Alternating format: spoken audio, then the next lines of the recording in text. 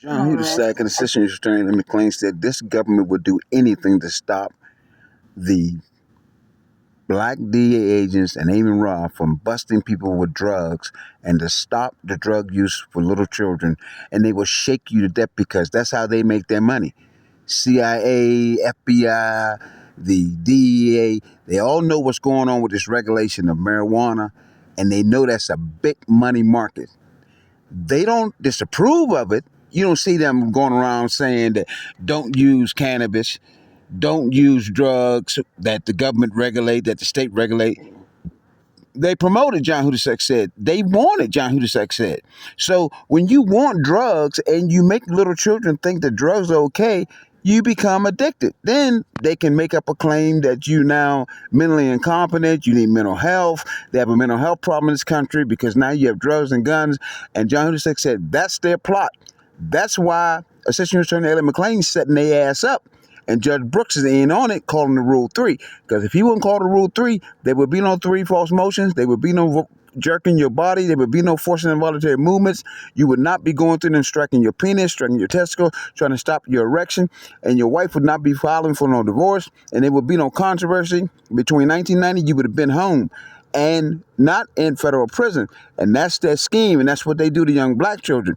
And all the black children must know, when you get a truck like a white boy, they won't really say nothing. But now they're going to have a controversy about that. John Hudak said, that's why I'm setting they dumb asses up, because I'm not going to let them give those kids drugs. And Dan Short could go around writing his book on abusing cannabis, using drugs is illegal. Former Beaver County Deputy Sheriff, the greatest Beaver County Deputy Sheriff ever to exist, from the University of Pittsburgh, under the direction of Coach Jackie Sherrill, the 1982 Sugar Bowl champions.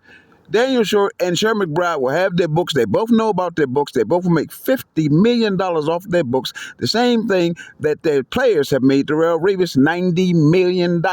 And Tyler Hall from the University of Michigan, the $50 million man. All four of them will be going around doing their tour on Don't Use Cannabis to Little Black Children in Mexico and Africa, starting in 2026 to 2036, stopping the governments and the states' drugs, giving and having little children smoke that dope. And that's why John Guzman said, I want you to work with me, Amy Raw, on this exercise. And FBI Walter Weiner knows that you're the informant for FBI Walter Weiner. And Gina Blanton, she will come and testify if they let her come testify. We don't want drugs in Aliquppa, and we don't want drugs in North America. And we want you to help us stop the drugs, because you are the chief priest of the kingdom of Judea. And Bertha W. Brown said, go along with it, because that's what they do. They're going to change and forge the name because the government wants drugs. I said, I know, Ma.